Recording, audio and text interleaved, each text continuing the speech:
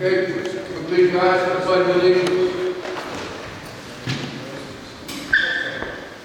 I pledge allegiance to the flag of the United States of America and to the republic for which it stands, one nation, under God, indivisible, with liberty and justice for all.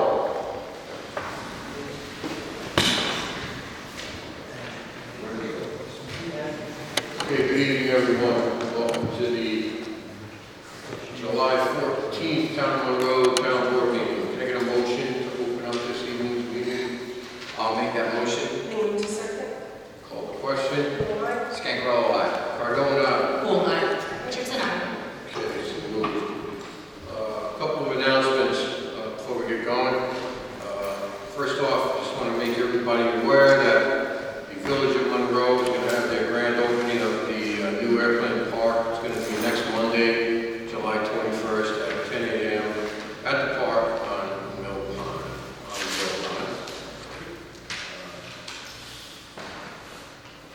Next up, County Clerk Kelly Eskew, once again, is going to have the DMV mobile vehicle down at Town Hall. That's going to be this Wednesday from 10 a.m. to 3:30 p.m. They do close for lunch from 12 to 1.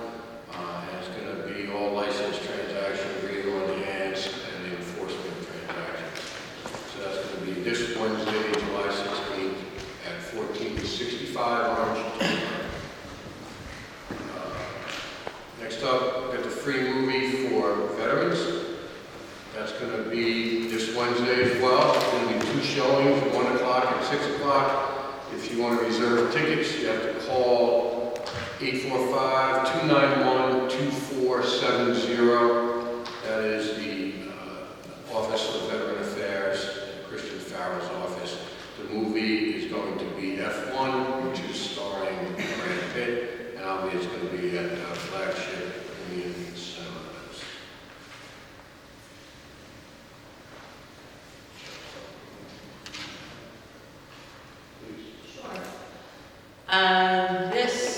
Let's see, when is it? August 9th is the 42nd Annual Chicken Barbecue at the First Presbyterian Church of Monroe. It's taking place 1 to 5, rain or shine. First Presbyterian Church is located at 142 Stage Road. You can dine in or you can take it out. Tickets are $20 and they're available at the church office from 9 a.m. to noon. The meal includes half of a chicken, macaroni salad, corn, and strawberry shortcake. You can order online by scanning the QR code that's on the flyer. We'll have that on the website, right? Okay. And if you have any questions or need more information, you can call 845-783-1632. Okay, thank you. You're welcome. Ben, I'm going to call you up. I just got one quick other announcement. He could not be here this evening, but on August 4th, Unistat, who is our bonding agent, will be here to do a presentation on the financial status of the town of Monroe. So if you can be here, be here. I think Noah has helped us out a lot with respect to bonding and creating, creating 5-year plans for equipment. And Roberta, who cannot be here that night, she's on vacation that week. She's also done a good job with respect to all the analysis regarding valuation, financial reports, etc. Oh, is my mic on? You can hear me? Well, when you lean back, the light goes out and it's Okay. lower. Sorry. Okay. So that's going to be on August 4th. Okay. We have an Eagle Scout project from Eagle Scout candidate Ben LaSalle. Come on up, Ben. Thank you for being here tonight. My name's Ben. Is that mic on? Yes, it is. Talk Okay. into it, Yeah, Ben. just speak into it, please. My name's Ben. I'm with Troop 440. Like you said, I'm an Eagle Scout candidate. I'm currently fundraising and looking for your approval on my Eagle Scout project, which is a food pantry box out on the patio patio right out there. So this will be available 24/7 for anyone in the community, Monroe, Woodbury, anywhere really they can make it. So they can come, open it up, take food. They'll be automatically closing doors, so no rain coming in or anything like that. And then Sacred Heart is our Father's Kitchen, and they've agreed to keep it stocked with food. In addition to that, at the end of my project, I will be having a fundraiser for food, a food drive to fill it up, and any leftover food will go to the food pantry so I can fill it in the coming weeks, months. Great.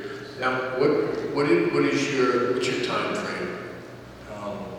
As long as I get your approval here and Home Depot complies with letting me buy my goods soon, I should be able to complete it in 3 to 4 weeks, weather agreeing. So 4 to 6, 7 weeks. What's your fundraising plan? I already have a GoFundMe running. I've raised $2,126 on that. And then I've raised about $300 cash, so that's nearly my goal. Wow. So when I talk to Home Depot, I'm hoping they can give me a discount and that'll bring me the rest of my way to my goal. And I'm assuming any leftover funds you're gonna use to purchase food? Yes. Yeah, okay. So is this only a pantry, like a dry goods pantry, or are there other elements to it? One side is going to be shelving for dry goods, the other side will have a refrigerator. Wow. It's a garage ready refrigerator, so it can stand the cold, hot temperatures outside that we get here. So for milk, cheese, whatever community members put in there, whatever the church decides to put in there. Okay. Awesome. So is the church accepting the liability for the pantry? Like, do we have documents in front of us, like schematics of your design, the type of equipment that you're gonna use so that we can double check? Because this is all gonna be, I mean, I very much support this idea, and I actually have heard from people in the community who wanted to participate in a community kitchen share before, so this is really excellent that you are looking into this. However, for municipal property and purposes of refrigerated goods, I know that that becomes very complicated, even for established food pantries. They have actually been sued for, we can be held liable for even different outbreaks of like listeria and salmonella and other things that we don't even have control over, let alone if the power went out and cheese or milk went bad and someone became sick and it actually was our responsibility.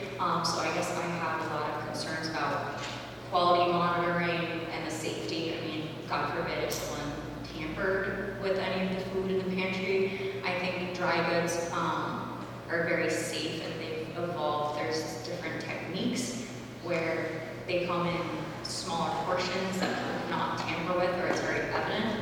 I have just concerns over the refrigeration portion. So if you have any research, like documents about who's going to take ownership, any concerns or information about liability, or are we going to be like working cooperatively together to solve these issues? The food pantry, they're just a gentleman's agreement on keeping it stocked with food so that someone doesn't come and open it up and there's no food and they're left hungry.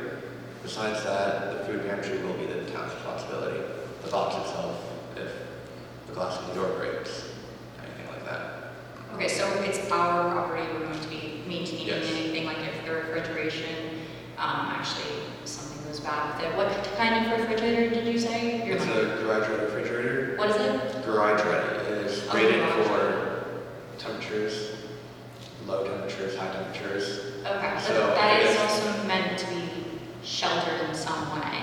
I have it. It is like a bus shelter, you can imagine, with storm doors on the front, so that it's shelter around it so nothing can hit it itself. And then I have foam board insulation around the outside of it, so that'll help to regulate the temperature some, along with a vent fan that will, if it gets too hot in there from the refrigerator running, that'll kick on and push out hot air for summertime. So it just sounds like the town's gonna be working cooperatively with you and Yes. being a resource and a, stakeholder in the project. So I'm excited that this is coming to the community. I just do want to make sure that we work out those concerns of liability and quality monitoring and things like that. So That was one of my questions questions as well, and I was assured that the food pantry would be assisting with making sure that the refrigerator was cleaned out, making sure that if there were any leaks or any spills, that they would be cleaned up. So I was very happy to hear that, because one of the biggest challenges when I was volunteering for our Father's Pantry was making sure that we had enough cold food, I shouldn't say cold food, we had enough perishable food for the people who needed it. There's, when people donate food to food pantries and stuff like that, especially around Thanksgiving time, they're donating a lot of boxed stuff, and that stuff will last. But when you think about donating a box of macaroni and cheese to a family, that doesn't go very far if you don't have milk and butter. And so this element, adding this element of the refrigeration to the food pantry that you're offering here is going to go really far. And I'm really glad to see that you've thought about that. And I know I spoke with you before the meeting. Can you just go over why town hall was included? Because we have the security, so just elaborate on that a little bit. Yes, I'm putting out a town hall because the food pantry has tried this idea before, and it was around the back of the food pantry in a dark area, no security cameras, so it got vandalized quite quickly, so that's not something that can work. And then there's currently a box over by the mill ponds, no refrigeration, the community keeps it filled, so I didn't want to put it too close to that. And then I needed a concrete slab to put it on, so it doesn't sink into the ground, all those concerns. So I chose this spot because there's concrete out there for one, so I can go in there. There's electricity, easily accessible. You guys have lights, security cameras to deter anyone looking to vandalize stuff. And then the town police do make checks around here, and it's a good part of town where they come quite often. And truly, with the Lord myself, we surveyed the whole property.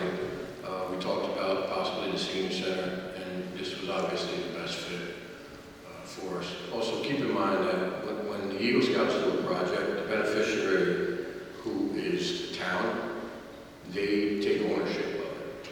So it's going to be ours, and we'll work in conjunction with Sacred Heart.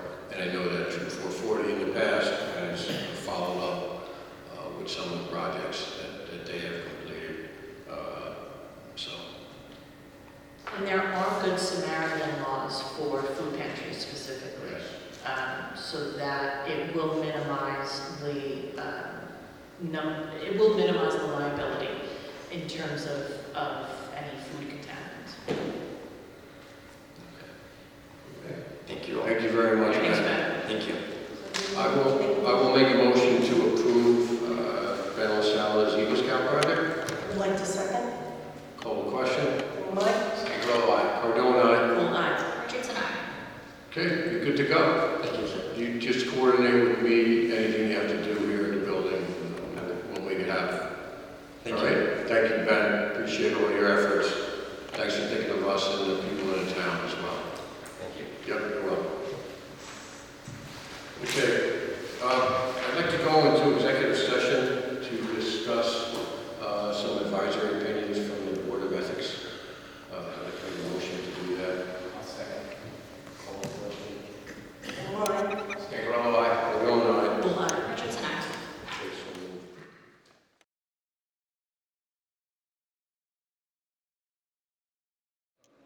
Okay, I'll make a motion to return from executive session. I'll second. Call the question. Mike? Scangarello, Cardone, aye. Well, aye. Richardson, aye. Okay, so moved. So we had 3 ethics advisory opinions. The first one is listed as violation number 2025-1. The originator is Maureen Richardson, and the name or subject is James Patterson. In that complaint, the BOE has previously pointed out that the notices of alleged violation, I'm sorry, I read the wrong thing again. The Board of Ethics opinion states the claims that Mr. Patterson violated sections 4-5I, subsections 1, 2, 3, 4, and 5E of the Town Ethics code are denied as outside the BOE's jurisdiction and claim that Mr. Patterson violated section 4-5B is denied as moot. In the second opinion, the advisory opinion, the violation is number 2025-2, and the originator is Christina Kiesel, and the subject person is Maureen Richardson, and the Board of Ethics opinion is as such.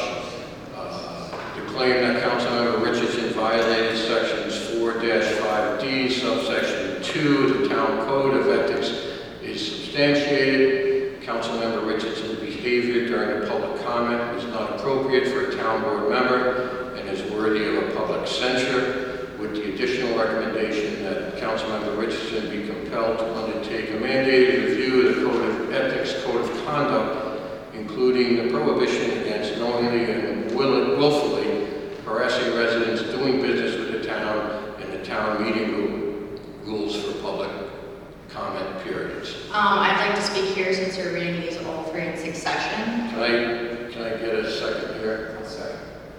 Are we separating them? Discussion, I Yeah, guess? we're Because you second. didn't vote on the other one at all. Do we want to vote on the first one? Let's go back, I'm sorry. Let's vote on the first one. So I'll make a motion that we accept the opinion of the Board of Ethics. 2025-1. 2025-1. I'll second. Call the question. In nay. Scangarello, aye. Cardone, aye. Richardson, nay, because I believe they are willfully misinterpreting our code, and we either need to come into compliance with state law, given this court case, or reevaluate the facts, because our code states that for 2 years after serving as an official here, one cannot seek or serve in a private organization that has done any transaction with the town from that person's position. So we either need to, as a town, to come into compliance with that code to the state law if it prohibits it, or we need to review the facts. Okay, so we're up to the second one, which is 2025-2, which is the Board of Ethics opinion I just read concerning the complaint from Christina Kiesel regarding Councilwoman Richardson. I will read the Board of Ethics determined that Mrs. Kiesel was a speaker exercising her First Amendment right to speak at public comment at a duly noticed regular town board meeting. Mrs. Kiesel was entitled to 3 minutes of uninterrupted speech. Mrs. Kiesel's 3-minute period to speak was interrupted by Councilmember Richardson. Mrs. Kiesel was criticized, berated, and disparaged by the interruptions, leading her to feel annoyed. Town meeting rule, public comment period, Rule 6 prohibits town board members from responding to a person speaking during the public comment period unless and until all persons desiring to speak during the public comment period have finished speaking. Town meeting rule, public comment period, Rule 6 only permits after all speakers have finished speaking during the public comment period, each town board member to have up to 3 minutes to respond to any questions posed or to provide relevant information in response to the comments of a public comment speaker. Councilmember Richardson violated Rule 6 by using her official position as a town board member to interrupt and berate Mrs. Kiesel from the dais while Mrs. Kiesel was engaged in speaking in public comment within her allotted 3-minute period. Councilwoman Richardson knowingly and willfully harassed, disparaged, and annoyed Mrs. Kiesel while she was speaking at public comment. And the final fact is speaking at public comment is doing business with the town. All right, we've already had a second and a call discussion. So first of all, I'm going to point out that the selective enforcement of the town code is cause for a discrimination lawsuit because the countless number of times that you have knowing and willfully interrupted residents having a tenure of over 8 years with the town. You've interrupted me, both as a council person during my prescribed and outlined in town law time to speak, more times than I could ever count in the most despicable and disgusting way, so that so many residents can literally come of any party and creed stop me in the street and apologize for your behavior and tell them how disgusted that they are watching the meetings and have to turn it off and that they don't even recognize the person that you've become. Number two, you've also stopped every single resident for as long as I can remember. We have not actually adhered to this code. So selectively adhering to it now is literally discrimination. Holding one board member to a standard that you yourself absolutely do not follow is completely telling that this is a political exercise, the same way that you've moved this up, this executive session, to the front of the board meeting instead of its normal time at the end, so that everybody sitting in the audience and everyone watching the photo news only watches a certain amount of minutes into the meeting, and that is why you do it. And you are literally pulling a tag out of the playbook that you've done over and over again to harass and discriminate against me. I want to tell you and the public that this is enough, and I will be bringing a lawsuit against you and any party, including the Board of Ethics, to overturn this and any following discriminatory actions that I have let lie, because I have not wanted to waste the public's time or cost taxpayer money. But this has become incredible. This is a state law. Ethics is a very serious thing. And to bend it to your will, when we have a third ethics advisory opinion already noting that the original complaint that Ms. Kiesel came to speak about was actually not within the town's jurisdiction, it was not an ethics complaint, and it was against Rule 13 that members of the town board, speakers and audience members must observe proper decorum at all time, and any statements made during any part of the meeting or during a public hearing by the supervisor, etc., shall not involve personal, impertinent, or slanderous attacks on individuals. I have a right as a board member, it's not a misuse of position, to call for decorum as it is outlined in the charter here and in Robert's Rules of Order. It is not only a right, it is a responsibility that if I saw someone attacking Ms. Bingham, Councilwoman Bingham, the same way I was attacked, I would call for order. I would even call for order if someone was speaking that way about Supervisor Cardone, even though he deserves it. So, I don't know how we're sitting here talking about this when you yourself have not followed any of these rules. You yourself spoke to a village official here about their alleged arrest record because they came in to inquire about a garbage contract issue between us and our municipality agreement with the village. So I have sat back and watched this behavior for the entire time I've been in the audience for years as an activist and up here, and this is obviously a political attack, and I'm just so sick that we are using and abusing town resources, time, and wasting the taxpayers' money on this. Supervisor, I only have a motion, I only have a first and a second for that first advisory opinion. I don't have one for the second one. I make a motion that we accept the Board of Ethics opinion in the matter of 2025-1. Second. All the question. This is the second one. This is the Dash second. two. Second one. Dash two. Call the question. Monday. Scangarello, aye. Cardone, aye.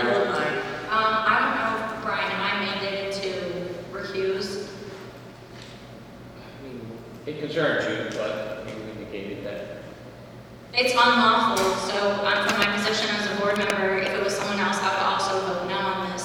But I don't want to have another advisory opinion that I'm guilty of something, because obviously anytime I do something, even though someone at this dais voted to approve a drainage district that directly involves his own property and refused to recuse, I feel that it's my responsibility to at least voice that I would vote no, but for legal reasons, I don't know if I'm allowed, so I will technically recuse. I mean, yeah, you can abstain. Okay. Keep in mind, everyone, this is a recommendation from the ethics board. It has little to do with the town board. It's everything to do with the town board. You personally handpicked those people. Excuse me, you're interrupting me. Oh, wow. You were So, talking? Next is the advisory opinion regarding alleged violation of 2025-3. The originator is Iris Conquise, and the subject is Maureen Richardson. And the Board of Ethics opinion, the claim that Councilwoman Richardson violated Section 4-5D, subsection 2 of the town's Code of Ethics is beyond the jurisdiction of the Board of Ethics and dismissed. The BOE cannot police the private communications of people expressing their First Amendment right to speak about the political candidate or issue they prefer. Councilmember Richardson has a First Amendment right to speak freely in their private messages where no town business is involved. Make a motion that we accept the advisory opinion of the Board of Ethics, 2025-3. I'll second. Call the question. Bingham, aye. Stanker, aye. Cardone, aye. Full aye. Abstain. Okay. Next up,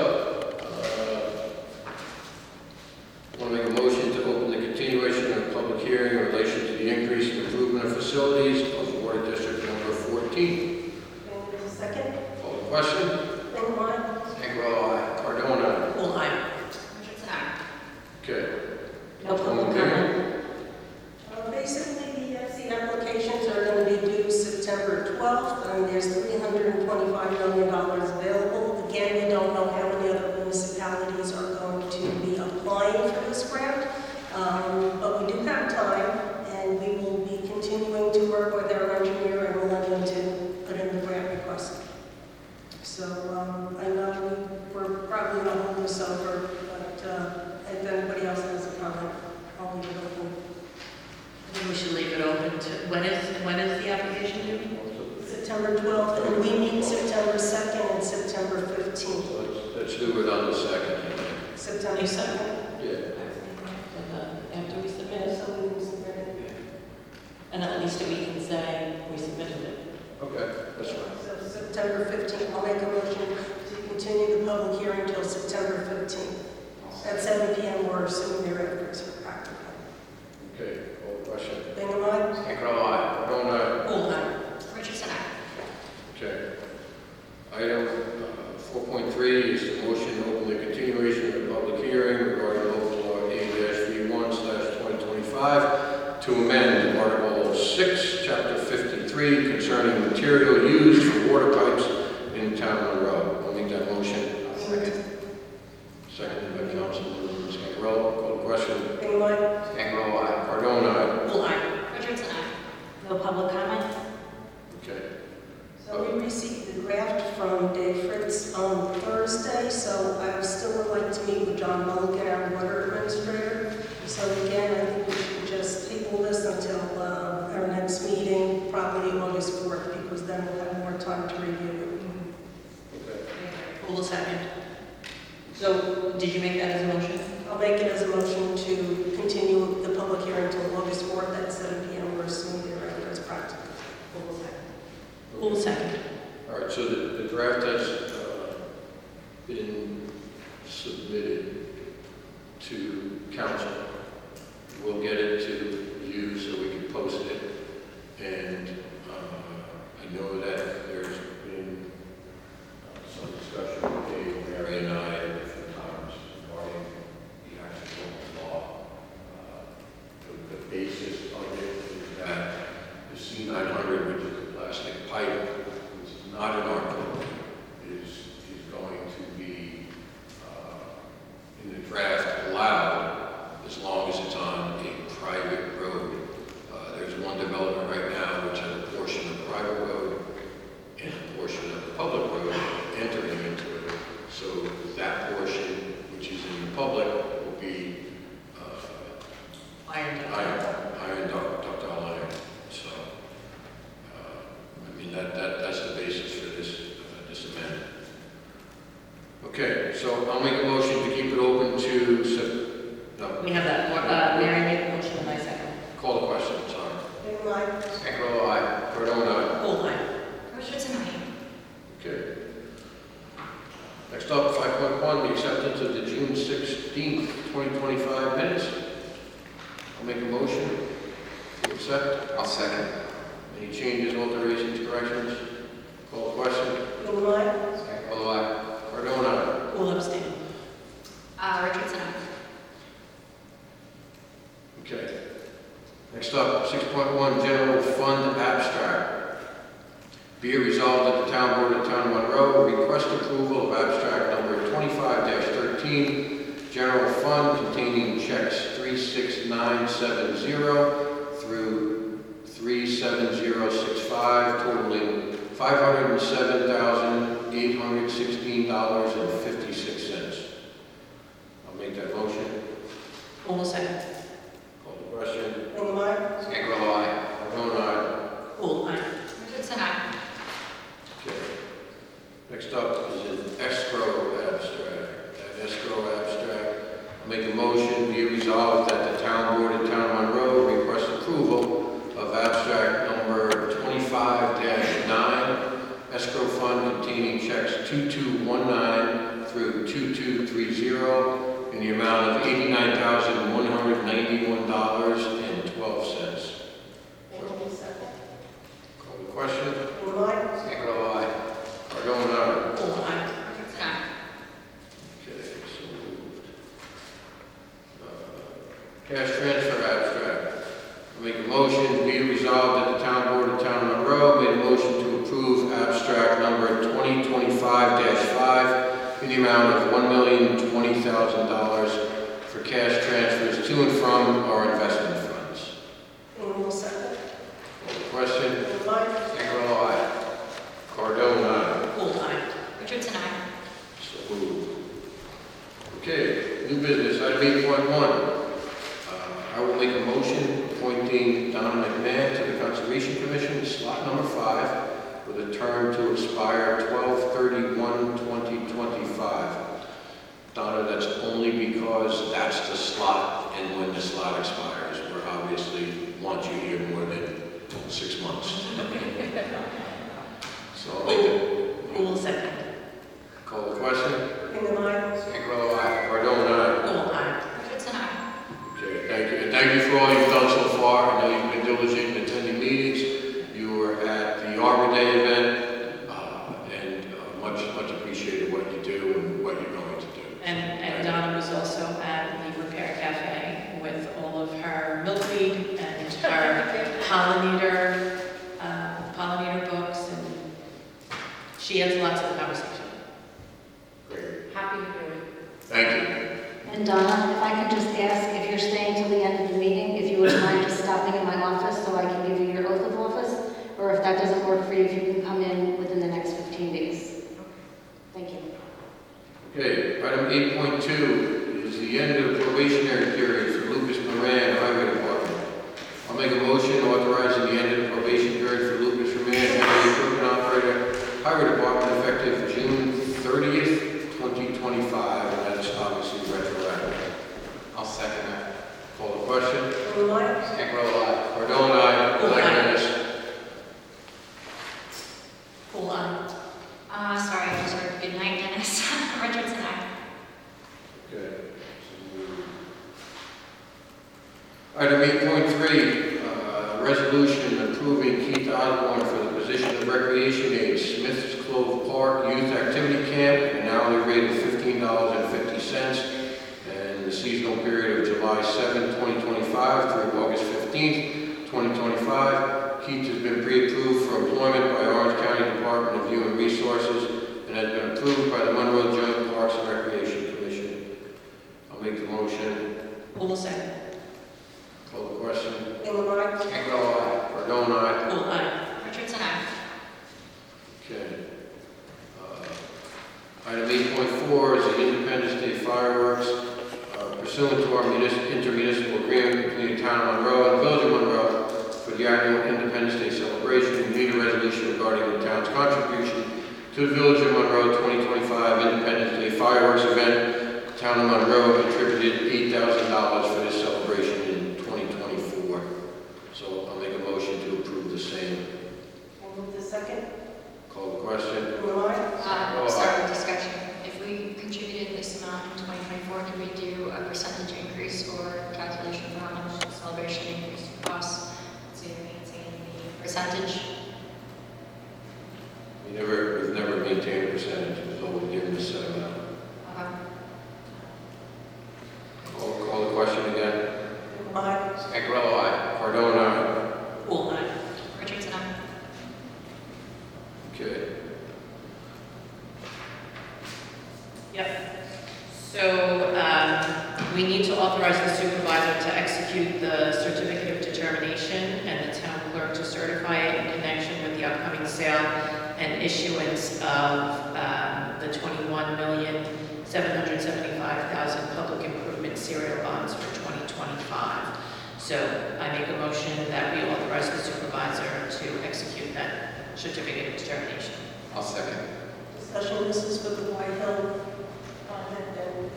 And whatever. And it's for right on all night. And law. Yes. So, Maureen, Mary seconded, call the question. South second. Oh, Sal seconded, sorry. Sorry, Sal. Bingham, aye. Stankerello, aye. Cardone, aye. Roll on. Richardson, aye. So moved, thank you. You want? Next up is the Raywood Drive easement agreement.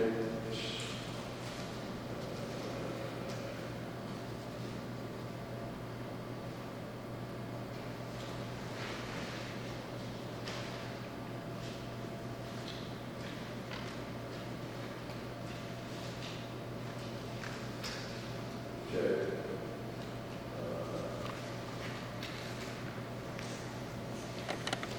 Council, I'm assuming these are the agreements that we've already approved. Yeah, we reviewed and there have been comments back and forth, so there's actually two agreements, because there's one agreement for lots 1 and 2 and another agreement for lot 3, but there's stamps in it. So we need a resolution for me to sign it. Authorizing you to sign the 2 stormwater maintenance easement agreements for 81 Raywood. Sure.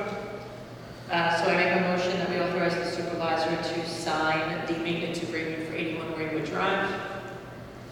I'll second. Call the question. Bingham, aye. Stankerello, aye. Cardone, aye. All ayes. Okay. Thank you. You're welcome.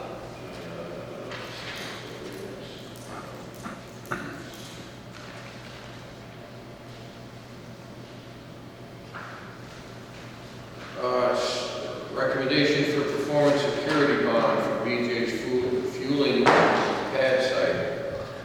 Based on the attached estimate, MHE, the town engineer, has made a recommendation that the tree plant security should be in the amount of $21,363.75. And they also recommended the establishment of an inspection fee escrow of $5,000 for the project.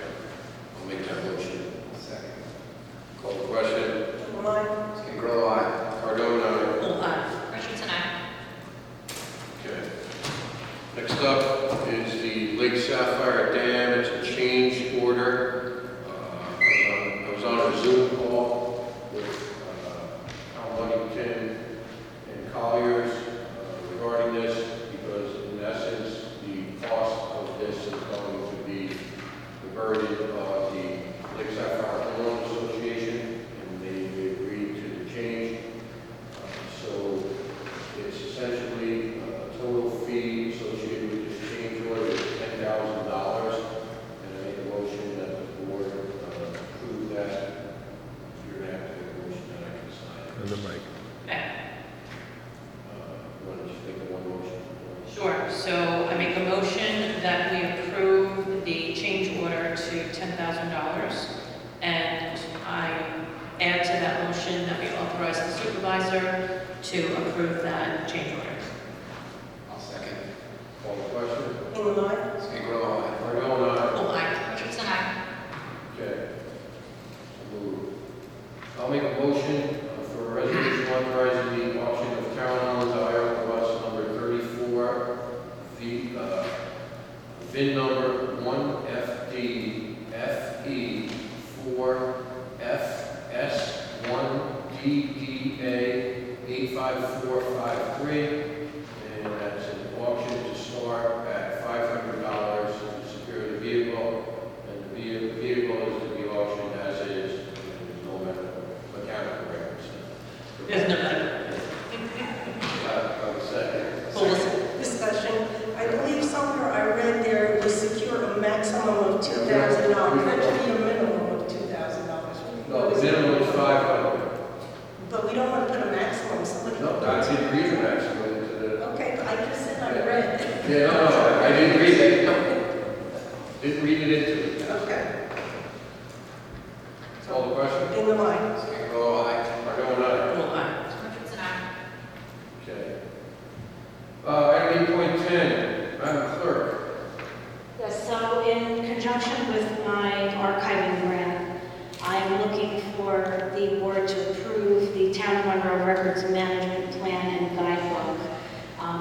prepared by the grant writers.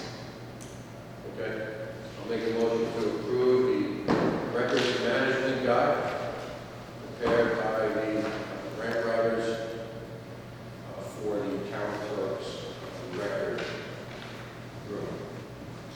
Second in discussion. Valerie, you will give a copy of all of these, the management plan and guideline books to all the departments, correct? I will, yes. Thank you. Call the question? Anyone else? Can't aye. Cardone, aye. Full time. Tony, pull your mic in. Well, Did you turn it off? no, I didn't It's touch not, there you go. it. Is it on now? Yeah. Yeah. I didn't get to speak during discussion because the supervisor doesn't know how to chair the meeting and doesn't ever ask before he calls the question and doesn't go down the line. So, I think that this was added to the agenda late, and I would like to go over the policy recommendations or clarify what that specifically means, because I agree with all the storage and everything, the policies that I read into and was able to read before the meeting. But if there's any sort of like FOIL policies that I wasn't able to ascertain, and policies of, like acquisition of records, I would think get to review language for that specificity. Is that included in this? Do we have any more leeway if there are issues with, like, I agree with the totality of the document, but if there's language of policy, then of acquisition, I wasn't able to ascertain that. So this document and the agenda item was already on the agenda prior to 4 o'clock. when No, I left. just meant the agenda as a whole, not you submitting it later than the other materials. I'm just saying for this size document, having only 3 days is we're publishing, which is a long time, it's just a longer document. That wasn't- Okay, but you made it sound like this was No, that's just- sent late, and in fact, it was You on the submitted agenda before 4 when o'clock. everyone else submitted the agenda. The agenda itself is just, we only typically get 2 or 3 days with the agenda, depending on that time on Friday that it's posted. So this is just a long document. Can you actually just answer the questions of if there's acquisition language that I miss in here? Because I just saw it to be, I'm looking at lawsuits and discovery, and it doesn't, are you establishing new acquisition policies, or is this storage? Council, are you able to advise on this? I mean, there's discussion in there about different files, but I'm not sure what your specific question is. I would like to say that I believe it's just storage because it was the people who were doing the record archiving.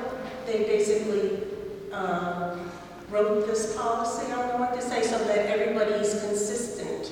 Correct. I do not believe it addressed anything about FOIL. It was simply about the storage of the documents and how long documents have to be kept. It outlines Yeah. which documents have to be kept in perpetuity, which documents need to be kept for X number of years or. That, Only 20 pages, it's quick reading. okay. That's good that So- you have healthy eyes. We have four eyes, right? What? The motion. We have 4 eyes, yeah. so My I'm- question was literally just if there's any language in here for policy purposes, if I can vote yes, because I agree with the totality of the document. Yeah, I'll say this much, it doesn't concern, there's already a state, the LGS 1 schedule that concerns retention, so we're not changing anything in that No, respect. no. This is primarily storage and the process of records. FOIL isn't changed by this because that's governed by statute and by the town code. So this is really kind of a management from an archive standpoint, not how we might give out documents or if we get sued, that's not even in this policy because that's litigation. We have notice and we have litigation, we have to preserve documents, so that's not something we could have a policy that would say otherwise.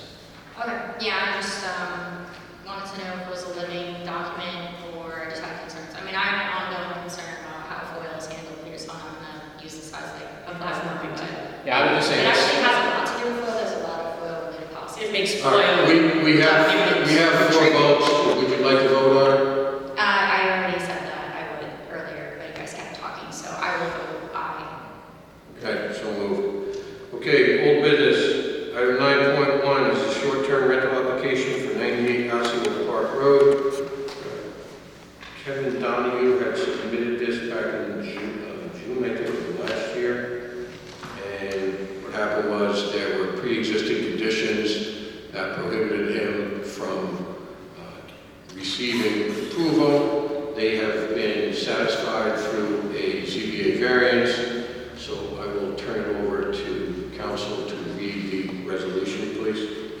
Yeah, I apologize in advance. This is kind of like our last meeting, a little bit long resolution, because we have to go through the factors that the board is adopting. So I'm just going to read the be it resolved portion, and then somebody on the board can make a motion to adopt the resolution when they get to that point.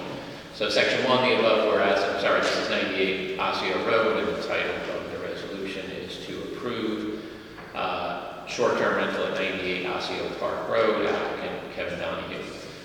So be it resolved, section 1, the above whereas clauses are incorporated herein as are set forth in full.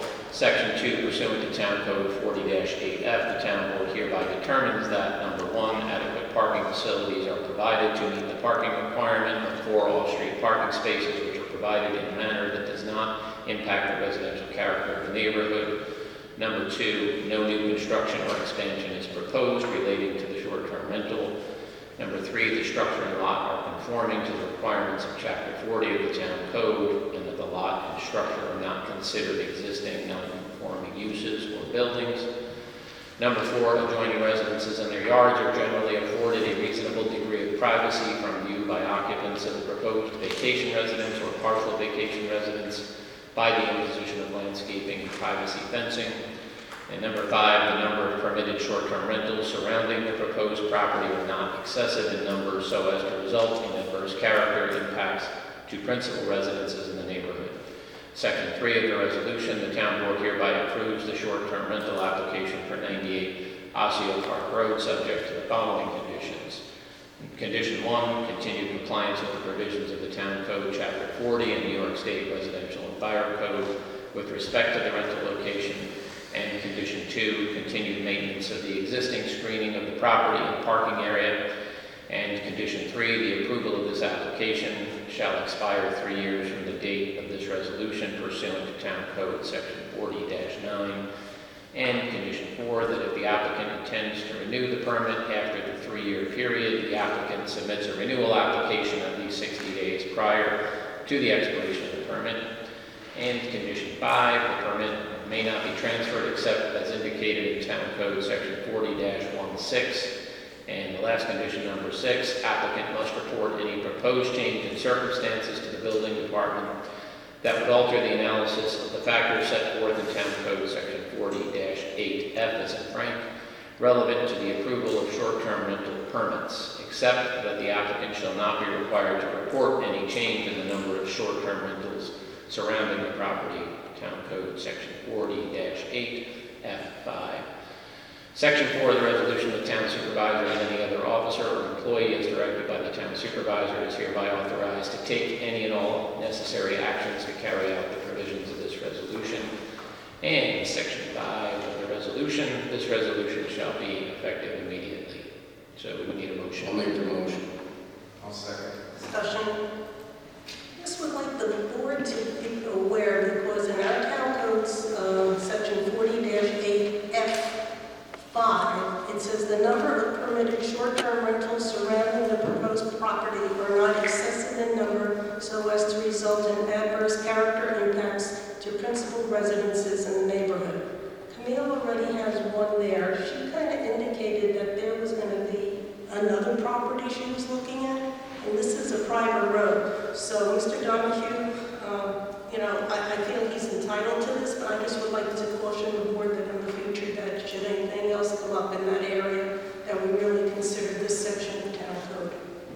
There's an outlined limitation amount. What chapter is that? Is it 57? Chapter 40. You mean short-term rentals? Yeah. Or is 40 Chapter 40? It's got to do with a radius around wherever STRs are. She's the last And, section. excuse me, I'm speaking. I was literally the one speaking when you started speaking. There is a limited amount that can be in mileage. As I said, I was asking the chapter that it was fallen into so that we could read it out loud, but I was also going to say that Camille was entitled to a second rental because she, adhered to the qualifications for the first rental. She already disclosed that the last time we spoke. So, Brian, like I said, it's chapter 40, but do you know the radius like we're talking about? I don't see that in 40, so I'm not sure. I have I think it's a one, I think it's This is think it's a 1 mile radius. There can't be more than 5. Yes, 5, it is 5. But I don't know which dash that is. So will Camille's short-term rentals count as, assuming she has the second, or she is looking at a second property, will they count as 2 rental properties, or will they count as 1? 2.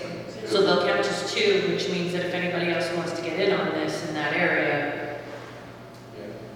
there's gonna be a race to the finish. So what we also have to take a look at There's is gonna be a whether race to I'm the just finish. saying, I just want the Yeah. board to be aware that this might be an issue in the future, and it is a private road from my understanding. Now, if we do, what I'd be curious about is if we do approve 4 others before Camille gets her second, There's already 3 now with this approval. With this approval, there's already 3 on Walton Lake, 2 in Osceola Park, 1 on School Road.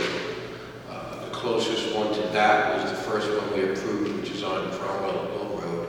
And then there's another one about a quarter of a mile down towards ShopRite on Cromwell Hill Road. So, I mean,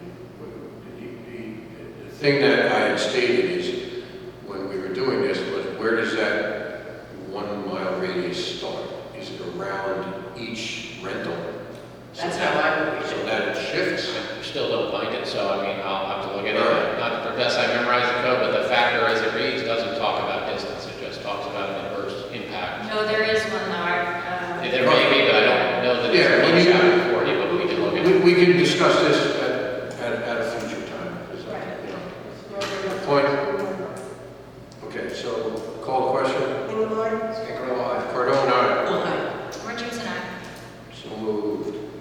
Item 9.2 is the release of bonds regarding Gold and Stone Consulting LLC at 127 Seven Springs Road. yes, so I make a motion that we authorize the supervisor to execute any and all documents necessary to convey to the bonding company that bond number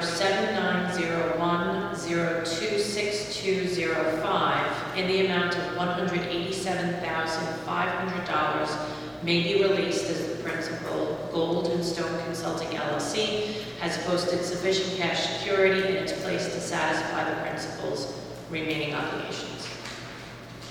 Second. Call question, any discussion? Call question? Ingeborg? Stinkle eye. Cardone, aye. Cool, aye. Richardson, aye. Okay. Item 9.3 again is the release of bonds regarding Monroe Commons. So again, I make a motion that we authorize the supervisor to execute any and all documents necessary to convey to the bonding company that bond number P as in Peter, R as in Robert, 3760753 in the amount of $1,140,000 may be released as the principal. Monroe Commons LLC has posted sufficient cash security in its place to satisfy the principal's remaining obligations. Second. Any Question? discussion? Call question? Ingeborg? Stinkle eye. Cardone, aye. Oh, aye. Richardson, aye. Okay, so moved. Public comment? Supervisor, I mean, just before we go there, we have the resolution to discontinue on Oh, yes. Greenbelt. Do you want to do that now, or? Yeah. So, if you recall, last time we discontinued, there was a Greenbelt litigation. During the initial process, the complaint had been amended and added a defendant, Henri Gallet. And because the framing of the complaint said all defendants, we didn't technically discontinue against that defendant, but we really didn't have a claim specifically against them. So just so it's clear on the record, we don't have to appear in court further. I'm looking for a resolution just to authorize me to sign the stipulation to discontinue against that additional defendant. So if there's no objection, I can read the resolution. Sure.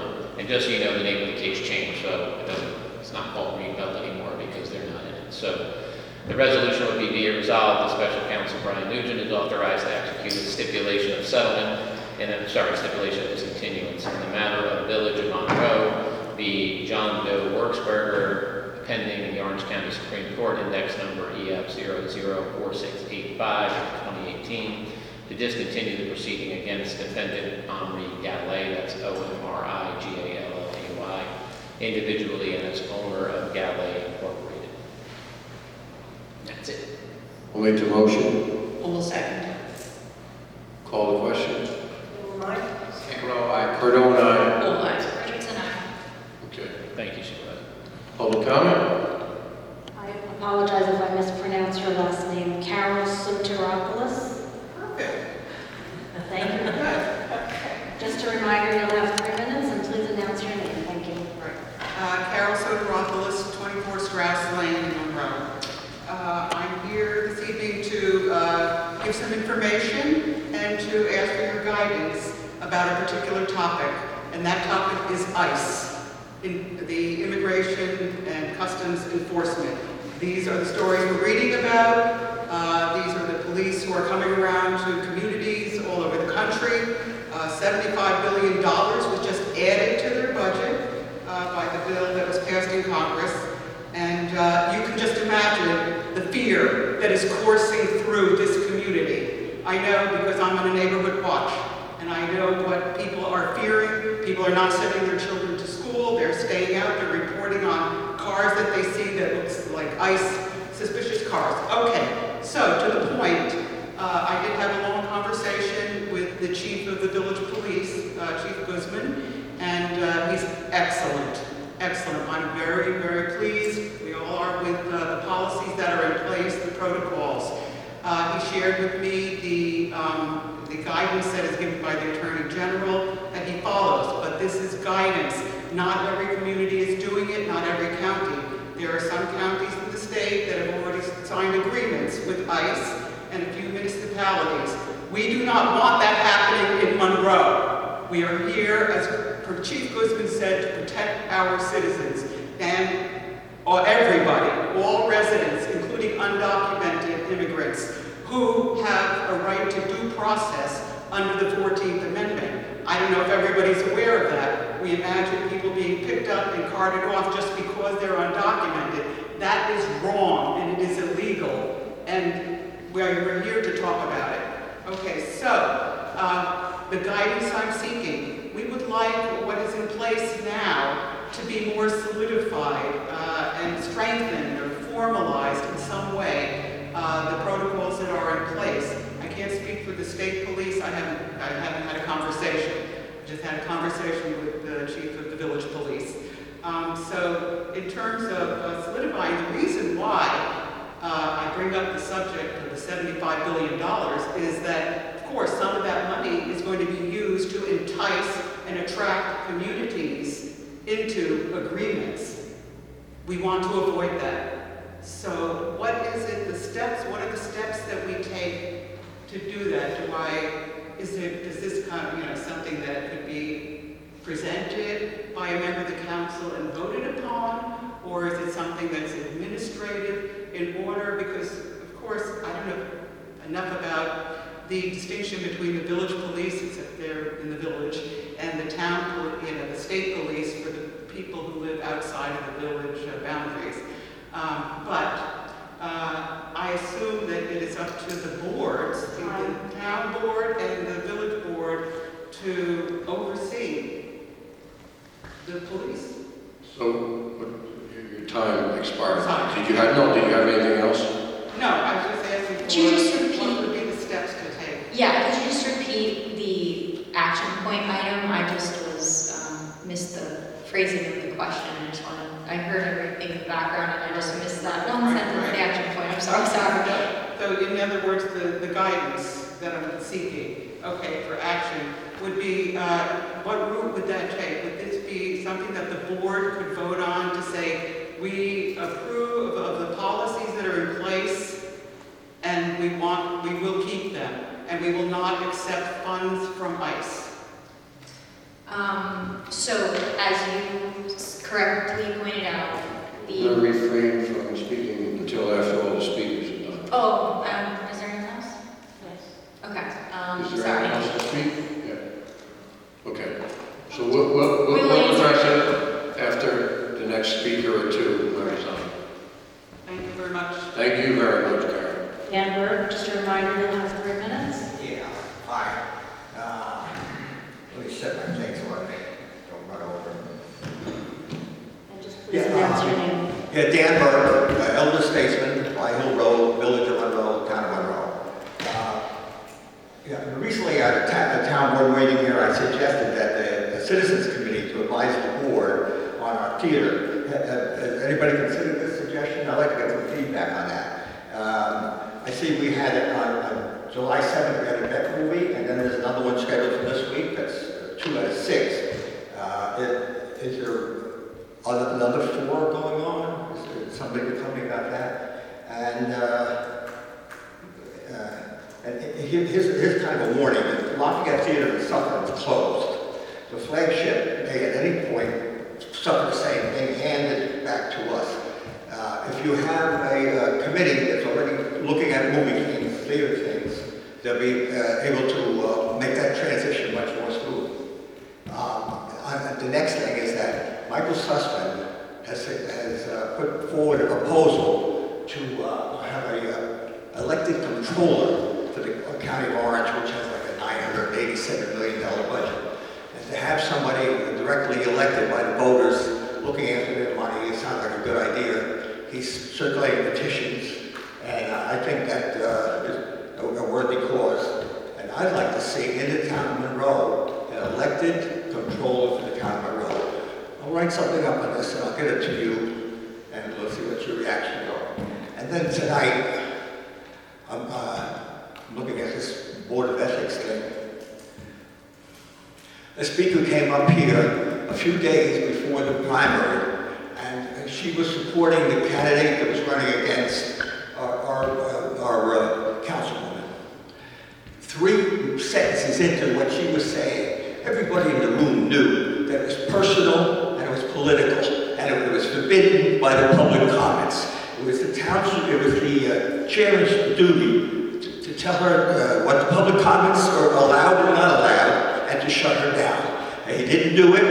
In that malfeasance, the councilwoman has to stand up for herself. And voters voted for her because she's the person who will stand up for herself and will stand up for them also. And for the Board of Ethics, what the Board of Ethics says about Maureen Richardson, tell them more about the Board of Ethics than it does about Maureen Richardson. And thank you very much. Thank you. That's all for public comment. Anybody want to comment? Well, I wanted to say regarding ICE, I don't know what the state troopers are allowed or not allowed to do, and I'm not quite sure what the due process is, but maybe as it goes down the board, somebody else will be more knowledgeable than myself. I do agree that when students are taken out of school and when residents are going to their scheduled meetings to become citizens, I don't think it's appropriate for them to be carted away by ICE police. So I'm definitely in favor of some kind of due process that would protect the residents. Dan Burke, I really don't know what other events are planned. I know we do a lot for the veterans, and I think there's also some, I'm going to call it education events being held for students that has to do with movie, filming, directing. I'm not quite sure about the details on that. I'll look into that for you. I'm happy that there's a petition going around for the elected county controller. I think that's a good idea. The county budget is rather large. And we did have a comptroller here once before in the town, and I think it's necessary because there are a lot of rules and regulations, and I think it would be very good to have that as well, and I'm glad you're going to follow up on that. And regarding the Board of Elections, you saw how I voted, and I would agree with you. Excuse me, Board of Ethics, not Board of Elections. Well, I agree with the Board You of voted that way Elections. too. And there might be all these abbreviations that go across many different agencies. So, yeah, that was the first thing that popped into my mind. Sorry. All right, thank you.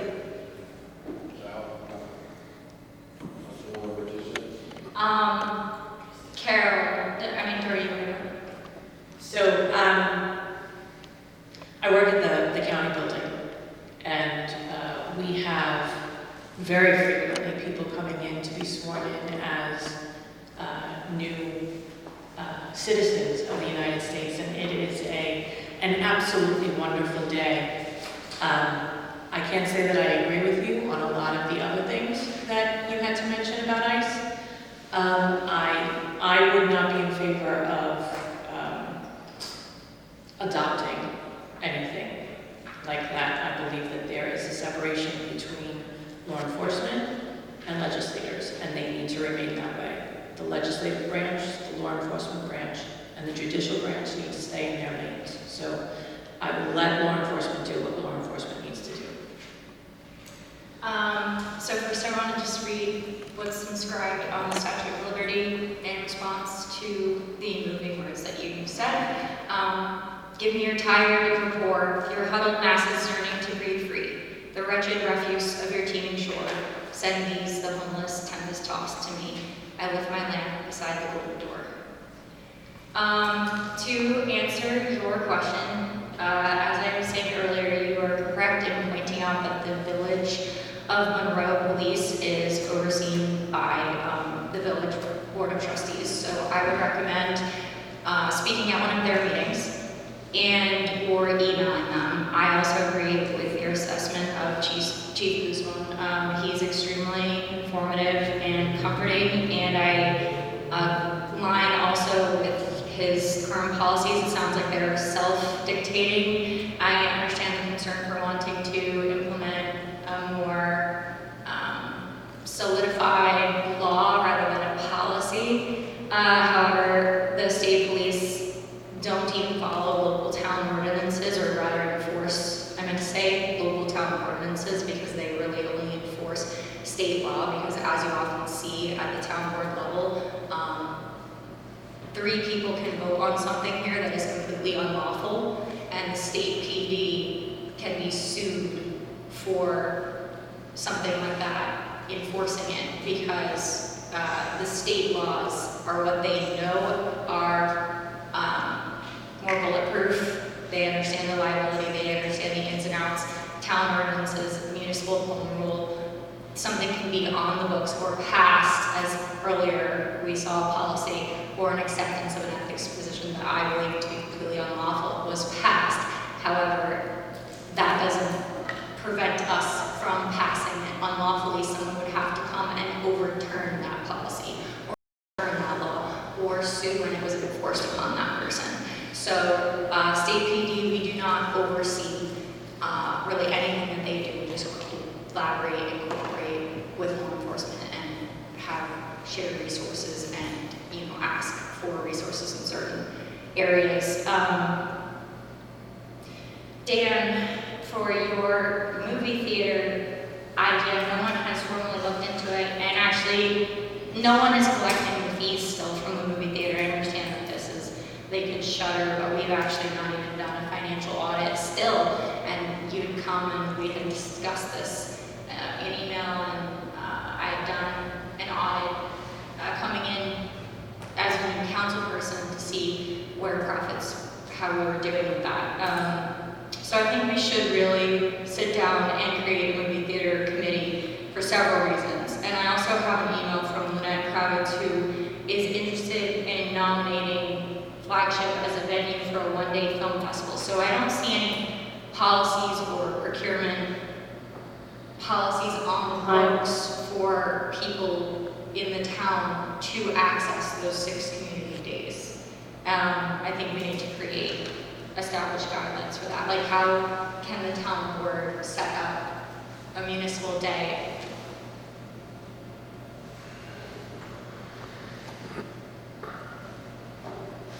Okay.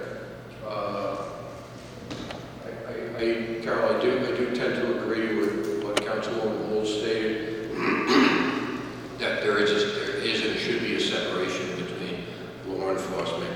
You might want to reach out to the state troopers and get their opinion on that, because I do not want to meddle in the federal government's guidelines or the state guidelines for that matter. We get enough unfunded mandates that we have to deal with from the state that we don't have any opinions on. As far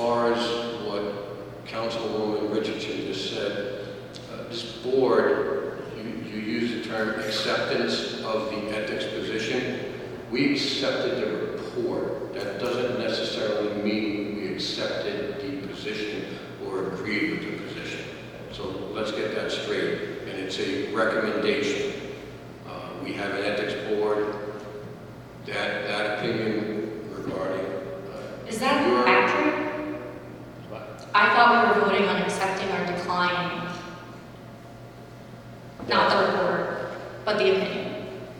Yeah, that is what you did, you accepted the three. Accepted the opinion. That's how my That we received motions it, were. or that we received it, or that we're going to follow on it. Well, we didn't. Well, that say was a we recommendation. accepted it, and that recommendation was in the report you accepted. Sorry, can you repeat that? The report was accepted, and within it was the recommendation, and you're accepting the report. So if I vote no, I'm not voting that I didn't receive it. I'm voting to decline the opinion. If you vote no to accept that opinion, yes, you'd be voting that you disagree with it, or you don't think the board should accept it. So that is what Cardone just stated, that completely factually inaccurate. They voted to accept the opinion as given, not that we received the report, but they voted to accept the opinion. You voted to accept the report. No, you didn't. He Yes. just said Yes, that. I did. I said that it includes a recommendation. I can't even believe that this is a real conversation happening right now. Can you just proceed with what you were saying? Well, I was interrupted, so. Well, So, as far as, well, that's really it. That's really all I have. So, I'll make a motion to adjourn this evening's meeting. Full second at 8:29, 31. Call the question. All right. Can't go aye. Cardone, aye. Okay. Richardson, aye. So moved. Have a good evening.